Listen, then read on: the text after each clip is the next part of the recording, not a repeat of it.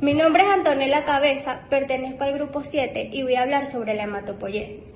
La hematopoiesis es el proceso de formación, desarrollo y maduración de los elementos figurados de la sangre a partir de un precursor celular, conocido como célula madre.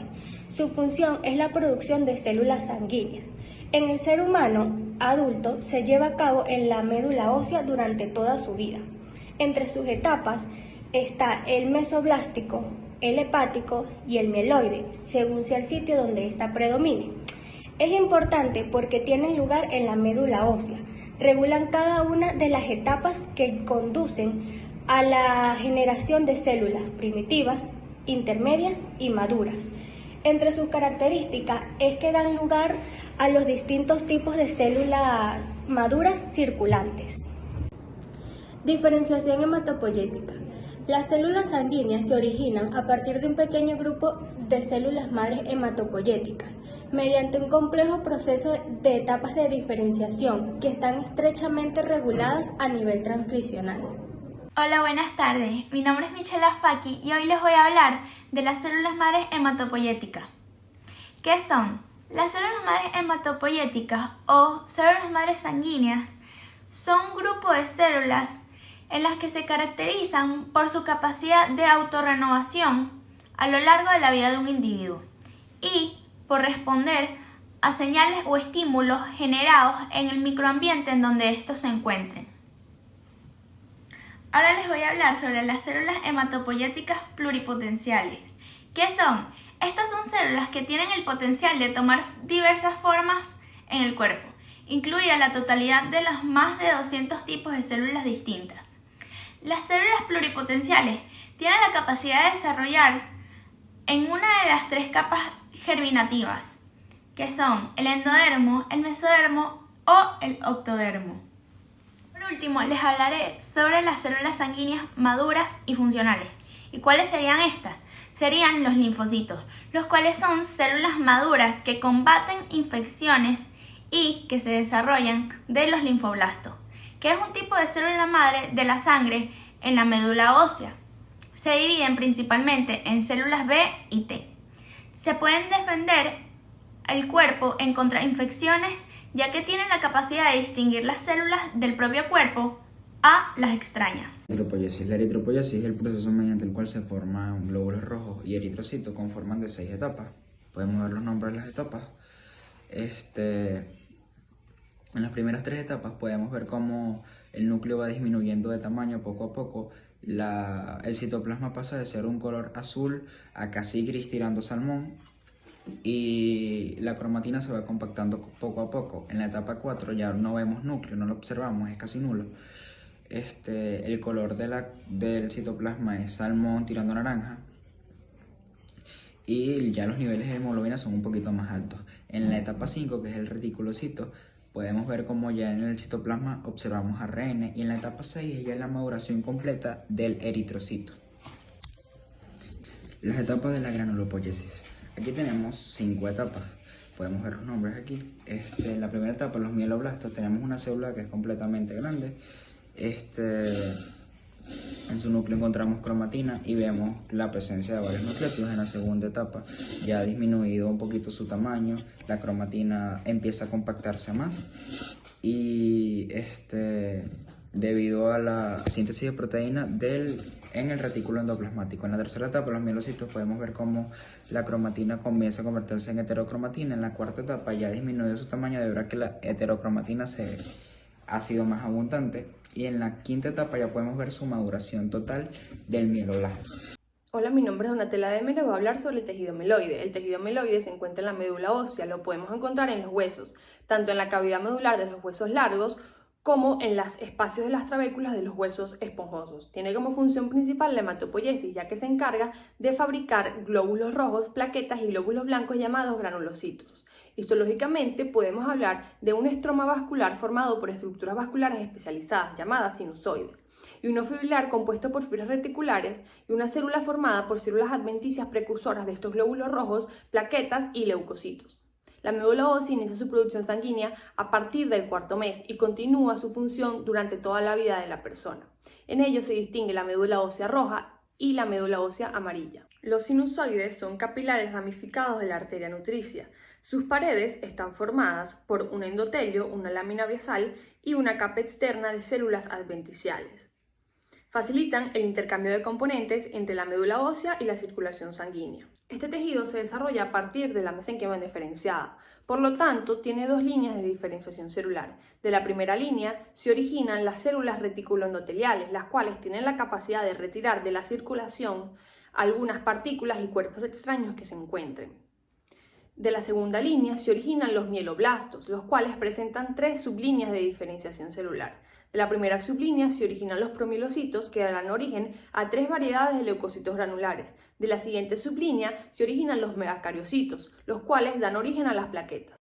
Hola, yo soy Gómez Segura Franklin Humberto, participante del grupo número 7, y hoy voy a explicarle los tipos de células sanguíneas. Dentro de los tipos de células sanguíneas encontramos tres: los eritrocitos, comúnmente llamados por glóbulos rojos; los leucocitos, comúnmente llamados como glóbulos blancos, que a su vez estos también tienen varios tipos; los trombocitos, que no son más que una prolongación citoplasmática. Bueno, dentro de las generalidades de los eritrocitos, también conocidos como glóbulos rojos, como ya le dije, podemos encontrar que son productos celulares anucleados y que no contienen organelas típicas. Estos solamente actúan dentro del torrente sanguíneo. Entre las funciones más importantes es que fijan oxígeno desde pulmones hacia los tejidos y hacen este proceso viceversa, pero con el dióxido de carbono, es decir, fijan dióxido de carbono de los tejidos hacia los pulmones. Dentro de su morfología, como lo vemos en la diapositiva, podemos ver que tiene un diámetro de 7.8 micrómetros, tiene 2.6 micrómetros y 0.8 micrómetros en su centro. En las generalidades de leucocitos podemos encontrar que son células móviles que se encuentran en la sangre transitoriamente. Así forman la fracción celular de los elementos figurados de la sangre. Dentro de sus funciones principales es combatir las infecciones u otras enfermedades cuando nos enfermamos. Nuestro cuerpo produce más orgánulos blancos para combatir las bacterias, virus y otras sustancias extrañas que han causado la infección. Existen tres tipos de estos. Los tres tipos de leucocitos son los granulocitos, los monocitos y los linfocitos. Estos, a su vez, los granulocitos tienen tres subtipos. Son los neutrófagos, los basófilos y los eosinófilos. Podría decir que en su morfología son células nucleares que contienen mitocondrias y otros orgánulos celulares. Su tamaño oscila dentro de los 8 a 20 micrómetros. Trombocitos. Dentro de su morfología podemos decir que los eritrocitos son pequeños fragmentos citoplasmáticos irregulares. Estos desempeñan un papel fundamental en la homeostasis y en una fuente natural de factores de crecimiento. En su morfología podemos decir que carecen de núcleo y tienen un tamaño de 2 a 3 micrómetros de diámetro, derivados de los fragmentos de las células precursoras. La vida media de estos oscila entre 8 y 11 días. Buenas tardes, mi nombre es Juan Armando Beltrán Delgado, cédula 3616687. Voy a presentar mis puntos correspondientes, comenzando por el leucocito granular. El leucocito granular es un tipo de célula inmunitaria que tiene gránulos. Los gránulos son partículas pequeñas, con enzimas que se liberan durante las infecciones, las reacciones alérgicas o el asma. Los neutrófilos, los eosinófilos y los basófilos son leucocitos granulares. Un leucocito granular es un tipo de glóbulo blanco. También se le llama granulocito o leucocito polimorfonuclear. Tipos de granulocitos. Los neutrófilos, que es el tipo de leucocito más abundante de la sangre del ser humano, representando alrededor del 60-70% del mismo. Los basófilos, que es la estructura de la célula que se tiñe fácilmente de colores básicos. Y el eosinófilo, que es el que procede de la médula ósea y tiene una vida media de circulación sanguínea de 6 a 12 horas, antes de migrar a los tejidos, a donde permanece durante varios días. Los leucocitos no glanulares son los linfocitos que provienen de la diferenciación linfoide de las células madres hematopeyáticas ubicadas en la médula ósea y que complementan su desarrollo en los órganos linfoides primarios y secundarios, y las monocitos, que están constituidos por las monocitas circulantes y las macrófagos. Células dendricas. Las células dendricas representan una familia heterogénea de células muy móviles y de forma irregular. Poseen gran plasticidad ontogénica y funcional, por lo que se observan diferencias en su origen, ontogénicos, fenotipo, localización y funcional. Buenos días, mi nombre es Richard Ferrer y les voy a hablar sobre el sistema linfático. El sistema linfático es la estructura anatómica que transporta la linfa. Guarda algunas similitudes con el del aparato circulatorio, pero el líquido que transporta no es sangre, sino linfa. No es un sistema cerrado, se inicia en los tejidos corporales, continúa por los vasos linfáticos que aumenta de tamaño progresivamente, hasta converger en el conducto torácico o en el conducto linfático derecho. Ambos desembocan en el sistema venoso en el punto de unión entre la vena subclavia y la vena yugular interna. Cada uno en un lado. La linfa es un líquido de aspecto transparente y color blanquecino que recorren los vasos linfáticos. Los órganos linfoides son médula ósea, que cumple la función de hemapoiesis, esto es producir todas las células que componen la sangre. Timo cumple la función de modular a los linfocitos T. Vaso tiene la función de filtrar sangre y limpiar de formas celulares alteradas. Ganglios linfáticos contiene células inmunes que ayudan a combatir las infecciones, a atacar y destruir a los gérmenes que están siendo transportados a través del líquido linfático. Buenos días, mi nombre es Enza Fontana de la sección 201 OB. Yo les voy a hablar sobre el tejido linfoide asociado a la mucosa, abreviado MALT, o también conocido como folículos linfáticos. Estos son un conjunto de células linfoides sin organización y estructura, que están asociadas a la mucosa. Estas forman parte de una serie de localizaciones linfoides que están repartidas en todo el organismo. Estos son un depósito de tejido linfoide, incluido fibras elásticas y músculo liso, y a diferencia de los ganglios linfáticos, esta no presenta una cápsula de tejido conectivo. Ahora bien, según el tipo de mucosa hay 4 tipos. El tejido linfoide asociado a los bronquios o BALT, este se encuentra en las vías respiratorias y presenta linfocitos B y T. El tejido linfoide asociado al tubo digestivo o GALT, este se compone de folículos linfoides que están a lo largo del tubo gastrointestinal. En esta destacan las placas de Peyer, las cuales se encuentran en la lámina de la mucosa del intestino delgado. Está el tejido linfoide asociado a la nariz o NALT y el tejido linfoide asociado a la conjuntiva o CALT. Ahora bien, también tenemos el tema tejido linfoide asociado a la piel o SALT. Este se encarga de proteger a la piel de agentes vivos como las bacterias, y esto es gracias a que está formado por células y compuestos humorales que están organizados específicamente. Hola, buenos días. Mi nombre es Nicole de Grandimarte, yo soy de la sección 201 OB y yo les voy a hablar acerca de los linfocitos. Los linfocitos son un tipo de célula inmunitaria elaborada en la médula ósea. Estos se encuentran en la sangre y en el tejido linfático. Existen varios tipos de linfocitos, entre estos tenemos los linfocitos B.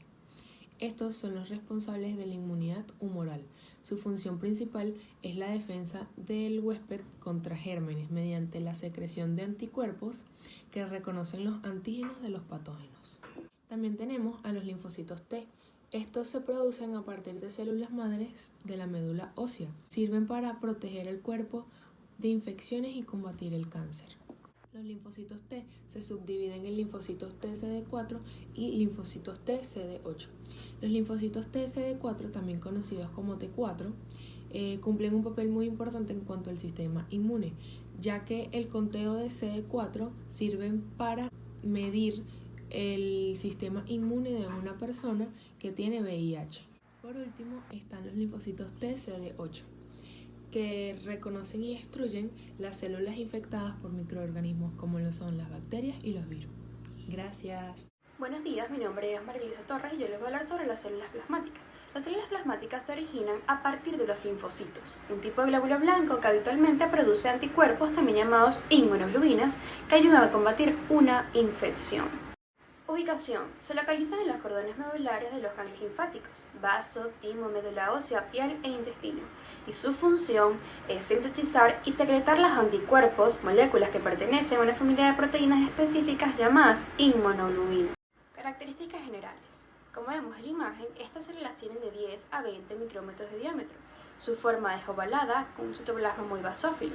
Posee un núcleo compacto con distribución radial de heterocromatina. Su citoplasma se caracteriza por un gran desarrollo del reticulo endoplasmático rugoso y por un aparato de Golgi y tusta nuclear muy desarrollado. Células asesinas. Las células naturales killer representan uno de los 3 grupos de linfocitos, pertenecen al sistema inmune innato y forman parte de la primera línea de defensa frente a un amplio rango de patógenos. En concreto, proveen protección frente a infecciones virales y bacterianas y ayudan a detectar y limitar el desarrollo de cánceres. En este sentido, fueron inicialmente descritas como células con habilidad para destruir células tumorales, sin tener que recibir una señal o activarse, por lo que su nombre está conectado con su habilidad natural para matar.